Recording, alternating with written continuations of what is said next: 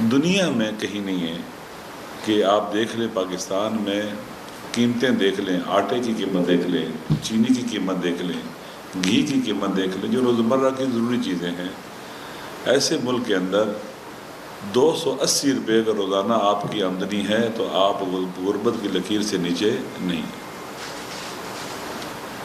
یہ اپنے آپ کو دھوکہ ہے۔ 280 روپے روزانہ کی آمدن سے اگر ایک گھر میں 3-4 افراد ہیں، کوئی بتلائے کیسے اس گھر کو چلائیں گے؟ نہیں چل سکتا وہ گھر۔ وہ کس بہت عقل مند آدمی نے، جو ماہر اقتصادیات ہے، جو ہمارے وزیر خزانہ نے یہ معیار دیا ہے نا، ہماری حکومت نے دیا ہے، کون سا وہ ایک کیا اسے کہتے ہیں کہ نابغہ روزگار ہے جو یہ طے کر رہا ہے کہ 280 روپے روزانہ کی آمدنی سے آپ اگر ایسے ہو جائے تو آپ غربت کی لکیر سے نیچے نہیں ہیں۔ آپ خود سوچ لیں، یہ ہمارے حکمرانوں کی صداقت، سچائی کی دلیل ہے کہ حقائق کو اپنی آنکھوں سے دیکھنے کو تیار نہیں ہے۔ حکومت کی طرف سے جو بجٹ آیا ہے اس پر درست، عادلانہ، منصفانہ تبصرہ اور نقد اور تنقید ہے، کیونکہ جب آپ منصفانہ بات نہیں کرتے تو آپ کی بات کا اثر بھی زائل ہو جاتا ہے، اس پر توجہ نہیں دی جاتی۔ میں چونکہ طبیعت ٹھیک نہیں ہے میری، بہت تکلیف میں بیٹھا ہوں اور زیادہ دیر بات نہیں کروں گا، صرف اتنی بات کہہ سکتا ہوں کہ بجٹ مجموعہ ہوتا ہے، ایک سند ہوتی ہے، آمدنی، اخراجات، اور اس کے بعد بچت کوئی ہوئی ہے یا نہیں ہوئی۔ گھروں میں بھی ایسے ہی ہوتا ہے، ہماری انکم کتنی ہے، ہمارے اخراجات کتنے ہیں، اور پھر کچھ بچت ہے یا نہیں۔ ایک چھوٹا سا گھر بھی اگر اس کے اخراجات اس کی آمدنی سے زیادہ ہو جائیں تو حتماً وہ قرض لے کر اگر اپنی چیزوں کو پورا کرتا ہے، اخراجات کو، تو الٹیمیٹلی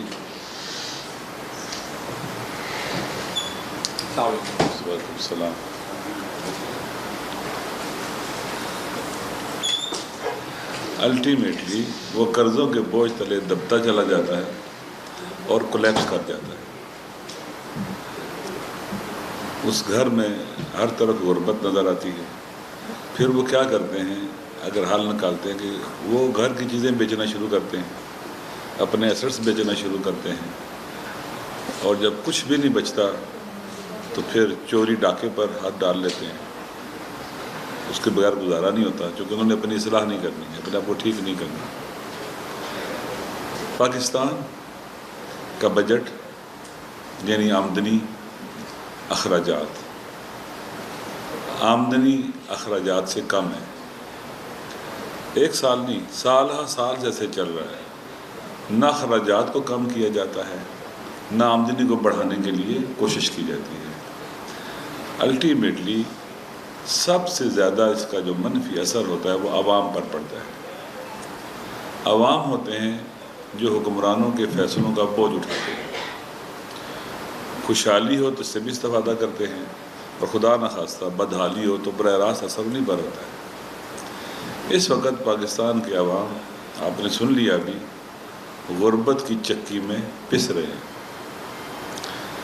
دنیا میں کہیں نہیں ہے کہ آپ دیکھ لیں پاکستان میں قیمتیں دیکھ لیں، آٹے کی قیمت دیکھ لیں، چینی کی قیمت دیکھ لیں، گھی کی قیمت دیکھ لیں، جو روزمرہ کی ضروری چیزیں ہیں، ایسے ملک کے اندر 280 روپے اگر روزانہ آپ کی آمدنی ہے تو آپ غربت کی لکیر سے نیچے نہیں۔ یہ اپنے آپ کو دھوکہ ہے۔ 280 روپے روزانہ کی آمدن سے اگر ایک گھر میں 3-4 افراد ہیں، کوئی بتلائے کیسے اس گھر کو چلائیں گے؟ نہیں چل سکتا وہ گھر۔ وہ کس بہت عقل مند آدمی نے، جو ماہر اقتصادیات ہے، جو ہمارے وزیر خزانہ نے یہ معیار دیا ہے نا، ہماری حکومت نے دیا ہے، کون سا وہ ایک کیا اسے کہتے ہیں کہ نابغہ روزگار ہے جو یہ طے کر رہا ہے کہ 280 روپے روزانہ کی آمدنی سے آپ اگر ایسے ہو جائے تو آپ غربت کی لکیر سے نیچے نہیں ہیں۔ آپ خود سوچ لیں، یہ ہمارے حکمرانوں کی صداقت، سچائی کی دلیل ہے کہ حقائق کو اپنی آنکھوں سے دیکھنے کو تیار نہیں ہے۔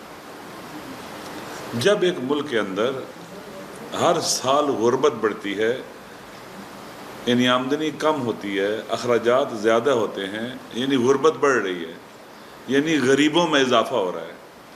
جب غریبوں میں اضافہ ہو رہا ہے، نہ اپنا علاج کرا سکتے ہیں مناسب، کیونکہ سروسز بھی جو ہیں آپ کی درست نہیں ہے۔ جیسے مصطفیٰ صاحب کہہ رہے تھے کہ سروسز کا حکومت جب ٹیکس لیتی ہے تو اس کی ذمہ داری ہے کہ سروسز بھی دے لوگوں کو امن و امان دے، لوگوں کو ہیلتھ کی سہولتیں دے، لوگوں کو تعلیم کی سہولتیں دے، روزگار کی سہولتیں دے۔ یہ حکومت کی ذمہ داری ہے۔ سروسز ایک بنیادی ذمہ داری ہے حکومت کی، تو سروسز نہیں دے پاتے، نتیجہ کیا نکلتا ہے کہ بعض علاقوں میں آپ سفر کریں 200 کلومیٹر، 100 کلومیٹر۔ آج سے 70-60 سال پہلے وہاں پرائمری سکول تھا، جو بھی تک پرائمری سکول ہے، اس میں وہ مڈل سکول نہیں بنا۔ جو ہمارے ہاں پڑھے لکھے، جیسے آپ نے غربت کے حوالے سے کہہ دیا، اگر 280 روپے روزانہ کی اگر آمدنی ہے تو غریب نہیں ہے، تو پڑھائی لکھائی کے اعتبار سے جی پڑھا لکھا آدمی، کیا اسے کہتے ہیں آپ پڑھائی لکھائی کو؟ Literacy rate. یہ پڑھا لکھا ہے، اس کی کیا معیار رکھا ہے ہم نے؟ پڑھے لکھے انسان کا معیار کیا رکھا ہے ہم نے؟ جی، جو اپنا نام لکھ سکے۔ آپ دیکھ لیں یہ کیا مذاق ہے، یہ خود کو دھوکہ ہے، یعنی ہم حقیقتوں کو فیس نہیں کر رہے ہیں۔ پڑھا لکھا آدمی جو نام لکھ سکے، یعنی آپ گویا معاشرے کو جان بوجھ کر جاہل رکھنا چاہتے ہیں۔ اس ملک کے اندر جب غربت بڑھتی ہے، الٹیمیٹلی طبقاتی فاصلے بھی بڑھ جاتے ہیں، طبقاتی فاصلے بڑھ جاتے ہیں۔ جیسے مصطفیٰ بھائی کہہ رہے تھے، ایک جو سب سے خطرناک مسئلہ ہو جاتا ہے اس طرح کی صورتحال میں، جب حکومت ڈیلیور نہیں کر پا رہی اور زبردستی سے مسلط ہے، تو جو مڈل کلاس ہے وہ بھی آہستہ آہستہ اس کا دائرہ کم تر ہوتا چلا جاتا ہے۔ یہ بہت بڑا خطرناک مسئلہ ہے۔ لہٰذا یہ سارے کے سارے اشاریے ہیں ایک بیمار معیشت کے، ایک بیمار نظام حکومت کے، ایک اپاہج نظام حکومت، بے درد۔ میں کیا کہوں، بعض اوقات انسان لفظ استعمال کرتا ہے، حقیقت ہوتی ہے لیکن برا لگتا ہے، بے شعور، جن کو کہتے ہیں ریاست ماں ہوتی ہے، لیکن یہ ریاست ماں نہیں رہی ہے، یہ اپنے بچوں کو خون چوس رہی ہے۔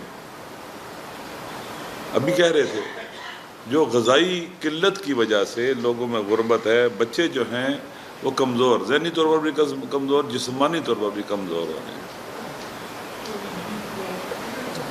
اور آپ کی جو خطرناک چیز ہے وہ جو یوتھ ہیں، جو ہماری بہت بڑی اسٹرینتھ بن سکتے تھے، بہت بڑی طاقت بن سکتے تھے، اگنورڈ ہے۔ اور یوتھ میں بے روزگاری کہتے ہیں 30% سے زیادہ ہے۔ اگر حکومت 30 کہے نا، آپ 60 کہہ لیں،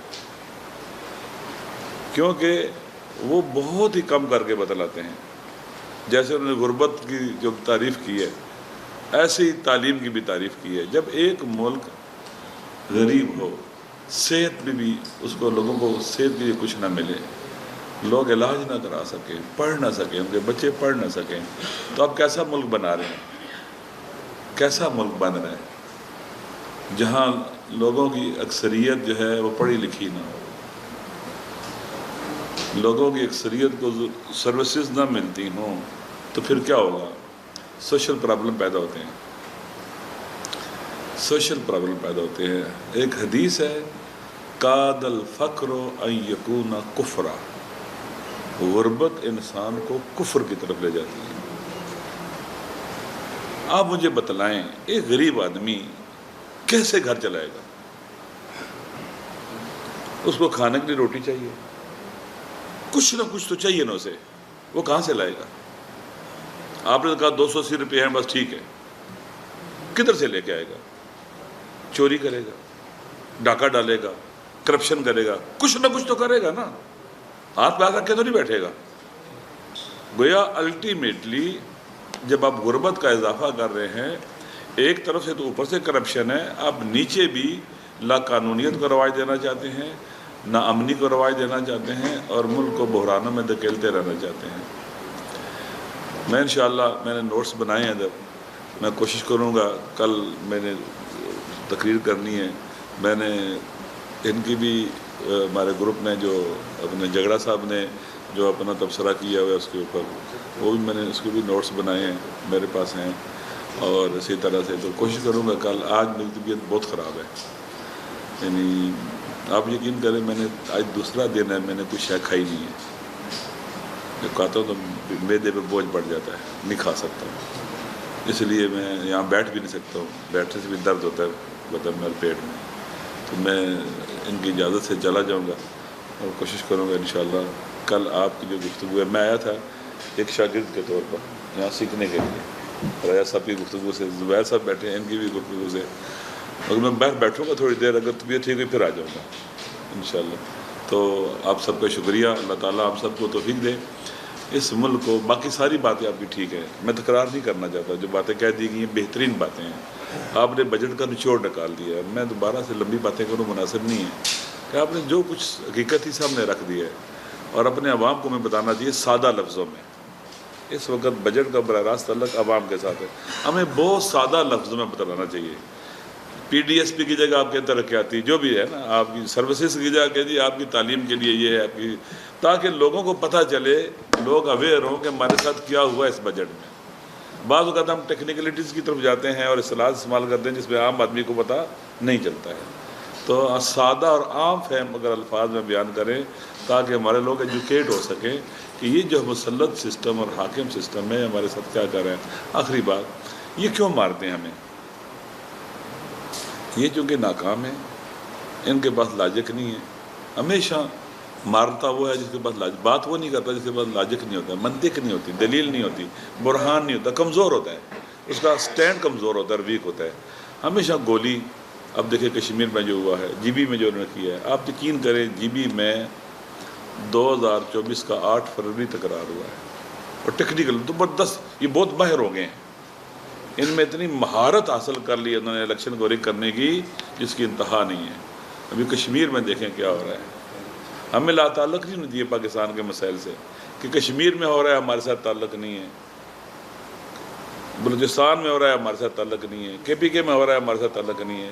اگر ہم اس طرح سے رہیں گے، ایک اکٹھے نہیں ہوں گے، تو ہم مزید مشکلات کا شکار ہوں گے، اور یہ آسانی سے ہماری جان نہیں چھوڑیں گے۔